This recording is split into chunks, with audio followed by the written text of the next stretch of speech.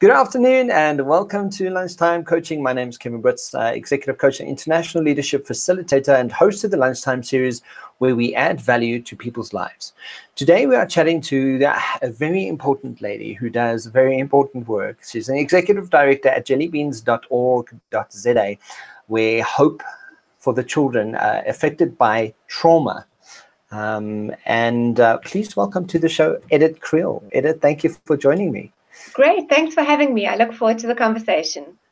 And so we met through our common friend Ingrid, who said, you know, that you guys are doing events, you were doing stuff in the world that I should be speaking about, and we should tell more people about it. So don't you want to kick off with today's conversation about who JellyBeanz is and what you guys do? Okay, so JellyBeanz is a small non-profit organization. We're based both in Cape Town and in Pretoria in South Africa. And the focus of the work that we do is to provide services to children who've experienced some form of trauma, abuse, or neglect. The majority of children that we work with have experienced some form of sexual trauma. We work with children from 0 up until the age of 18. And the main areas in which we work is providing therapeutic services to children where there's already been abuse. We also work with children who sexually act out on other children, which is also becoming a hugely problematic area in our field. We provide training and mentoring for various different disciplines that work within child mental health and in child protection. And then development of resources, training programs, books for children and caregivers on various different topics. So in a nutshell, that's what we do. And although we're a small organization, we have big dreams in terms of the changes we want to make and the services we'd like to bring to the ground for our children. Absolutely. One of the things that immediately comes up when this topic sort of raises for me in my head is I can only imagine the amount of escalated trauma that's been happening because of COVID. You know, when we look at sexual abuse and we look at violence, when we look at any of those traumatic experiences that come or happen within a home, COVID has just been a bitch, to put it politely. You know, it just adds so much to that that circumstance, and never mind the unemployment rate, never mind the state of the country. So is that something that you've noticed that sort of has escalated within the environment because of the situation that we're in? So if I may just take a step back to pre-COVID. You know, pre-COVID, our children, the reality for our children on the ground was already a disaster. Add COVID and all of its various different impacts, the reality for our children currently is a state of emergency and a state of complete disaster. The level of deprivation that our children are now being exposed to. As an example, in 2018, we had approximately 8% of our children experiencing hunger on a daily basis. We now have approximately 15% of our children experiencing hunger every single day. Wow. You know, we have 1 in 3 children in our country exposed to sexual abuse before the age of 17, boys and girls. We have an extremely high rate of children witnessing violence within the homes. We know that gender-based violence is a huge problem, but for every person in the home that's being hurt, there are little children who are witnessing this, let alone if they themselves are getting hurt. You know, we have children who've now had to navigate the online learning environment to learn, and you know, that's been amazing for some. For the majority of children, it's been inaccessible because they don't have access to that online learning environment. But for those that do, many of them have now also become victims to online sexual exploitation.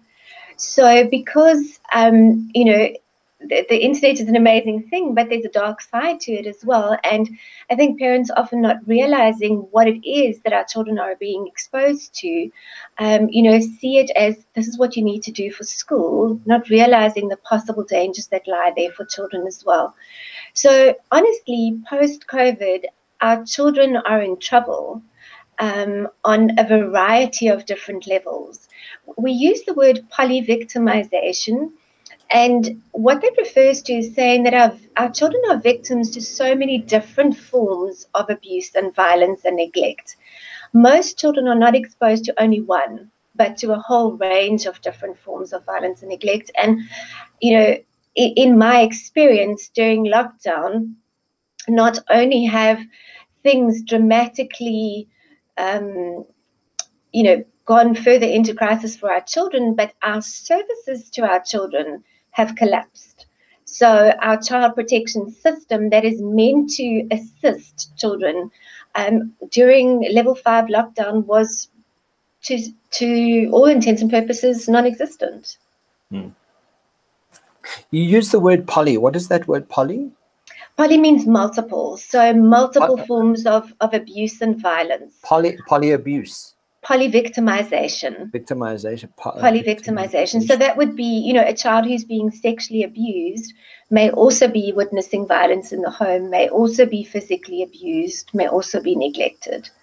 So most children don't experience only one form of abuse or neglect. There's generally more than one form. I can rightfully tell you that this is incredibly difficult for me to talk about. Yes. I've had experiences in my own world, and when you call it polyvictimization, my hair stands up on the back of my head. Yeah. Without having to kind of get all emotional about it, first question, in your opinion, why are we in such a state? One of the conversations that I've recently had with regards to the way that South Africans show up is there's almost we are almost used to the crime, the backlash, the way of life that we have. That part of us just instinctively goes, well, this is what this is our normal. And for us to spring back from that, it's normal for us to be frightful and walking down the road and possibly being attacked or possibly being robbed, or it's become a very normal. Do you think that abuse for us has become almost normal? I think particularly in our poorer communities, it's the run of the mill. It's what happens to children every day. COVID for many children was just another trauma that they were experiencing, by no manner of means the worst. So, for a lot of children, they were quite sort of not really affected by COVID because, there's so many other layers of trauma that they're dealing with. I think, trauma is a complex concept, and I think to try and say, it comes from one place only or another would be irresponsible. But I do think that we've become normalized and kind of numbed out to the realities of violence in our communities. We tend to also prefer to put our blinkers on and to not see. So, we prefer not hearing this conversation. We prefer not hearing the stats because it's scary and it's really very uncomfortable for a lot of us. But I think the reality of the trauma that we experience in our country, we refer to it as intergenerational trauma. In other words, it comes from one generation and is passed down both by parenting, by how we socialize, but also on a neurobiological level is passed down from one generation to the next. And, as much as I know people are tired of hearing the word apartheid, the legacy of apartheid is really only coming home to roost at this point in time. What we see around us is a lot of the time this intergenerational legacy of apartheid that, we cannot pretend is not there. Absolutely. Sorry, this is a very difficult conversation to have for me. I know you guys do. Do you want to just touch on some? I mean, you've mentioned some of the areas that you do focus on. Do you want to just touch on some of those and what solutions you guys have for them? So a lot of the work that we do, as I said, is directly with children and families where there's already been some form of abuse or neglect that's happened. And the way that we work with those children and families is through play therapy, where we, in a child language, provide opportunities for children to process the trauma, to learn to cope with the impact of the trauma, and to try to build up the families and children and the relationships within those families to be able to move on from the trauma. So we provide therapeutic services to children, both in specific communities, in schools, as well as, at our centre in Tableview, where children can come to us. And so we have a team of therapists that work with the children, and it's mostly done through play therapy. We also have a lovely furry asset to our team. She's a dog. Her name is Danny. And so we also are thoughtful of that. Sometimes, people are not enough in terms of the therapeutic process, and looking at bringing in animals who are safe to children, using music, using dance, using poetry. So finding different ways of working with children that allow children not to only express their feelings and their thoughts, but also to allow the trauma to be released from our bodies. So we talk about that our bodies remember the trauma. In other words, that it's not just that we need to help children talk about what happened to them or process the feelings, but also trauma is captured in our bodies, and we need to find ways to help children for that to be released, because that really is the kind of the holistic way of looking at trauma therapy or trauma healing. And so, we really try and be quite inclusive around what do we know from the research and that's happening at the moment in terms of brains and trauma, but also looking at what works within the African context. We are not a first world country. Some of the things that work in first world countries don't work for us. And so being thoughtful of, what can we learn from what is happening out there, but at the same time, what can we do that speaks to our children and speaks to our people in a way that really helps provide relief from trauma? Yeah, absolutely. I am I love that you have, an option like an animal. I know that children definitely respond differently to animals in a big way than they just generally do to humans. So one of the things I did want to touch on is, couldn't you give us some insight on how do we look at just 5 signs or signals? What are they? Are they things that, like we mentioned when we chatted previously, sometimes the signs are quite obvious, but very often signs are not obvious. And you think, this child lives in a good home. They never come to school with marks on their body, for example. But what are the things that we as parents could be more aware of, and what are we not noticing?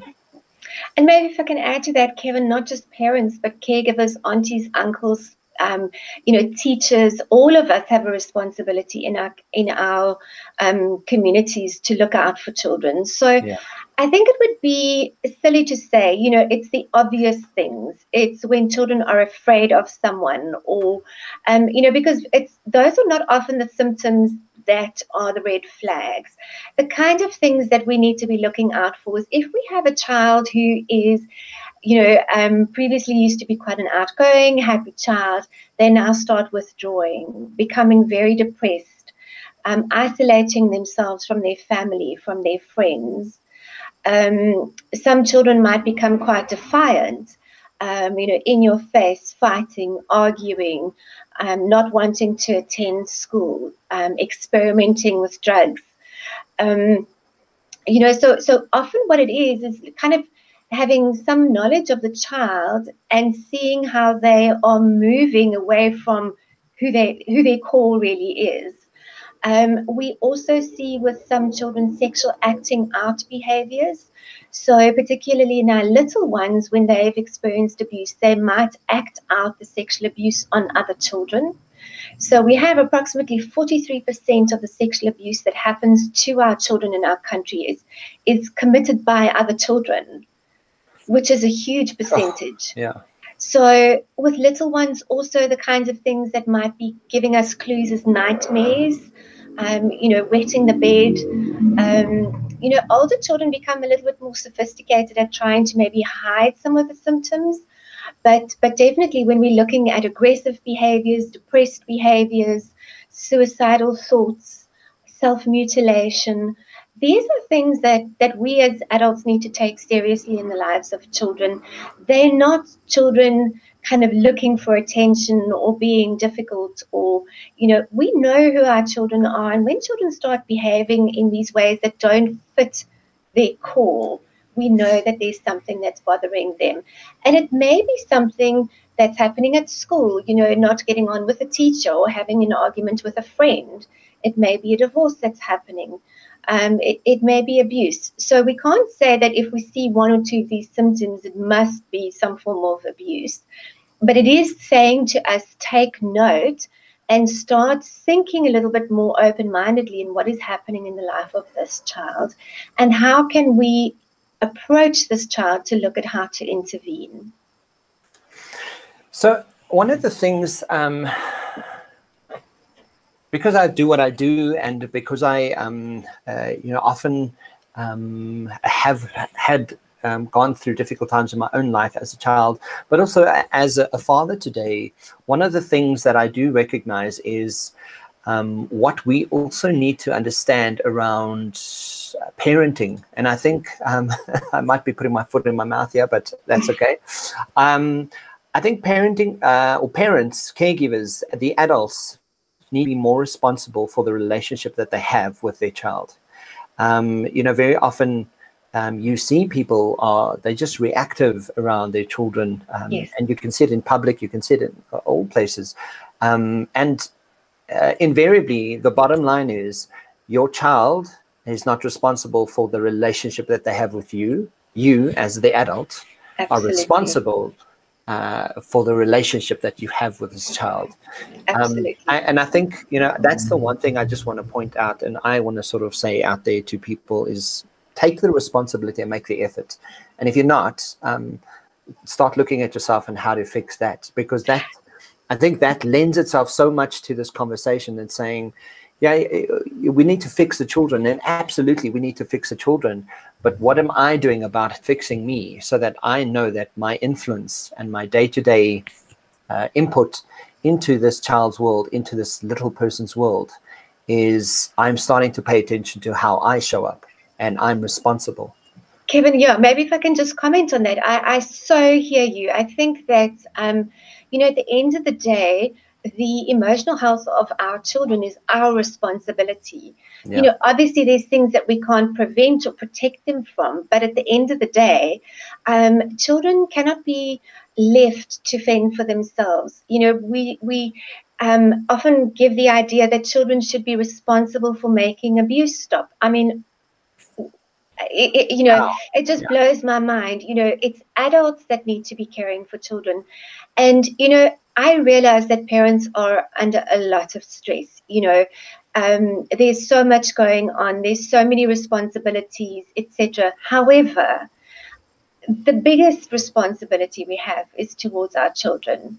I often say one day when I lie my head down on my pillow for the last time, I'm at 99 and a half. I hope I'm going to make it that far. But, what are the things that I'm going to have to be thoughtful of? What are the most precious things that I could have influenced or changed in my life?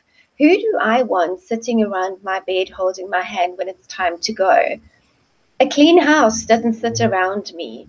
An amazing job, that my income doesn't sit around me and hold my hand. Yeah. So many things that we need to be thoughtful of how do we show up for children.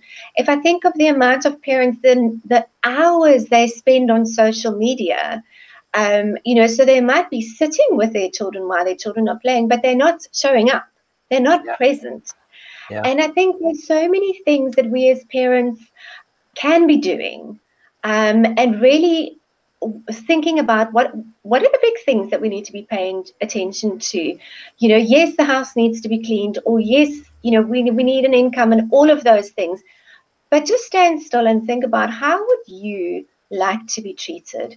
All of us want to be treated with respect and with love and with caring and, being listened to. And that's what children want. Just because they're little doesn't mean that they should be treated any differently. And unfortunately, I think in our country, there's still very much the idea that children should be seen and not heard. Children are objects that we can take our frustration out on. Children are products of us. They're not. They're little people in their own right. And we've been given the privilege of guiding this child through life into adulthood. What a privilege. And we should not be adding to children's trauma and distress. We should be there as the net that holds them and catches them if things go wrong. We should be bigger, kinder, wiser, stronger for our children. Absolutely. And it's a hard conversation, but like you said when we chatted, there's good news. And I think it's good news that's also important to show and showcase, or showcase to people. Don't you want to give us some of those good news stories that have happened with what you guys have achieved and done in someone's world? So maybe if I could start off with the background behind me. These are all rainbows that children have drawn for us with much enthusiasm, because we're so thoughtful of that. We need to keep on reminding ourselves of hope. Yeah. For me, the therapeutic work that we do is not about fixing children, because we can't erase the trauma. But when we have a little child who is saying, this is not the thing that rules my world anymore, it's not the thing that keeps me awake at night, I can play, I can have friends, I can be in control of my own life. This is really important. Some of the stories that children bring to us are so horrific. And every now and again, I think to myself, surely I can't hear anything worse. And just yesterday, I had a mom who was sharing with me something that left me with such a nauseated feeling in the pit of my stomach, having been in the field for 26 years. So let me share a moment, and it's a moment about a rainbow. A little boy that I'm working with, and he comes from a situation of having witnessed the most terrible violence, where in fact his little brother was murdered in the process, and he himself was severely assaulted.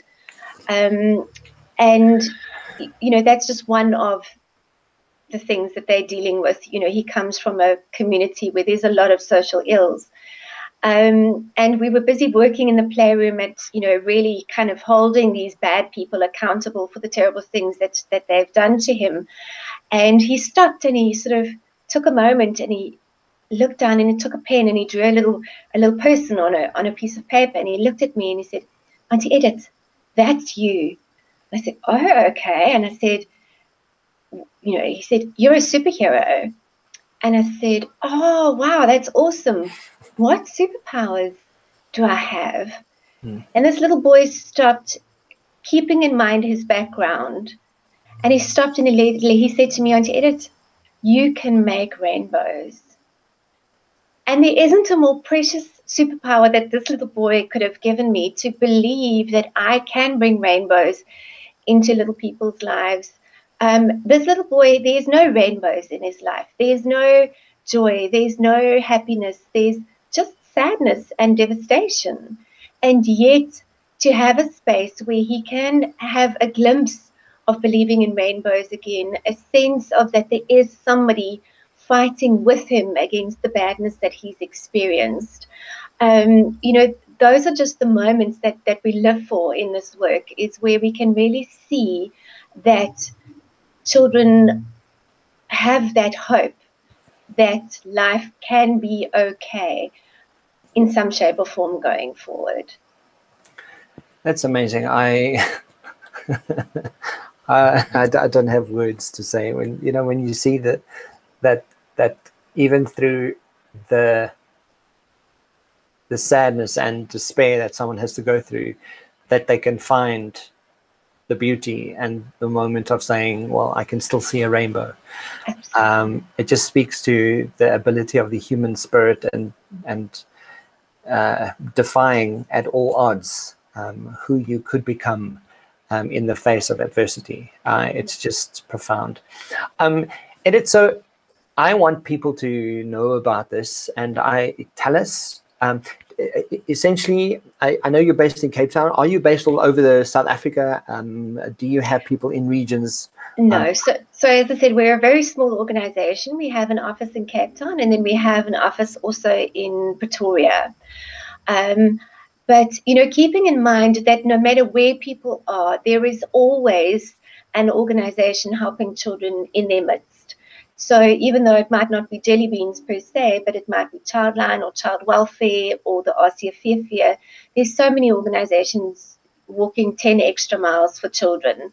So there's always a place to help. But I think for me, what's important, Kevin, is that for us to realize that it's not it'd be great if people want to give us money or give us blankets or give us food, and we'd be exceptionally grateful. However, for me, the most important thing is if every one of us could say, I have a circle of influence around me. There are people who are around me who, if I look at the people in my circle of influence, what could I do to change or to brighten up or to support a child in my circle of influence? If each of us did that and we made a difference to one child's life, and people often say to me, but how can I make a difference? I'm not a therapist. It's not about that. It's about checking in with a child once a week and saying, hey, how are you doing? It's writing a letter to a child. You know how exciting it is for a kid to get a letter in the mail? It's about remembering their birthday. It's not huge, big things. It's the little things. If we can be consistently in a child's life saying, I hear you, I notice you, I respect you, I care about you, in whichever way that might be, we can make a significant impact on the reality for our children.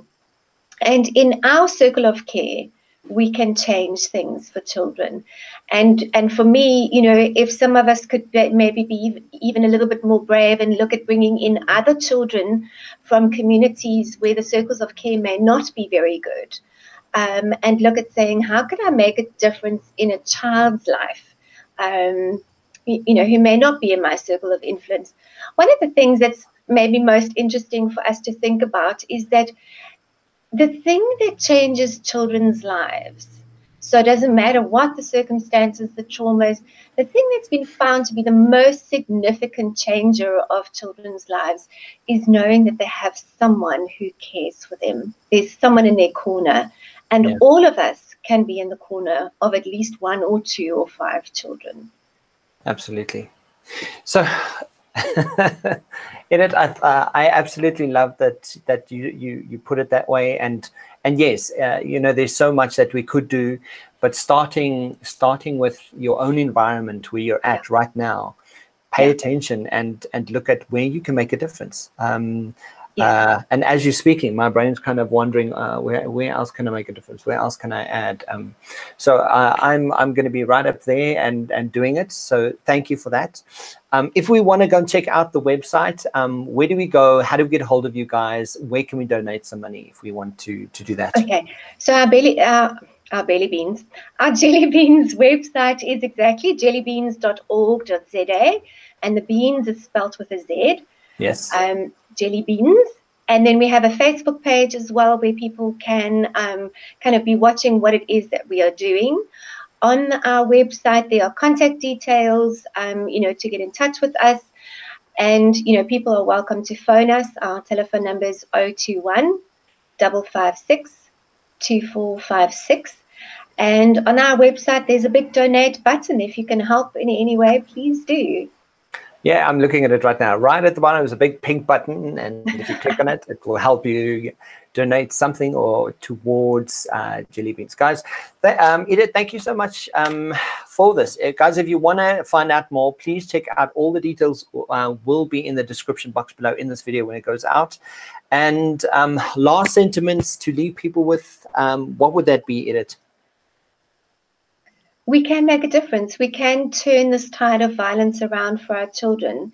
And if we don't start now, we're going to have a generation of children who are not able to cope with the realities of taking our country forward to the place we know it can be, to the amazing kind of African Ubuntu spirit. But we have to start now. We can't wait any longer. Our children are in trouble, but we can all make a difference.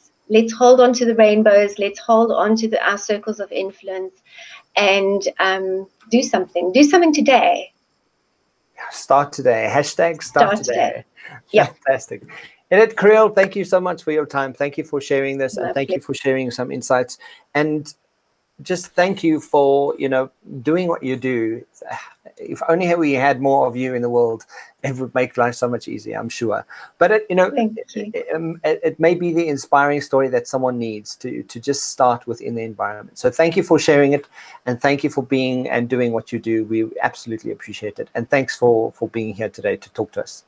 Thank you, Kevin. And if I may just end with saying that I really do believe I'm one of the luckiest people in the world, because I can get to sit and play with children every single day.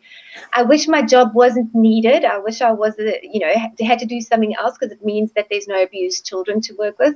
Yeah. But I really, really believe that I am the luckiest person ever, because I get to work with little people on the ground every single day, and I love it to bits.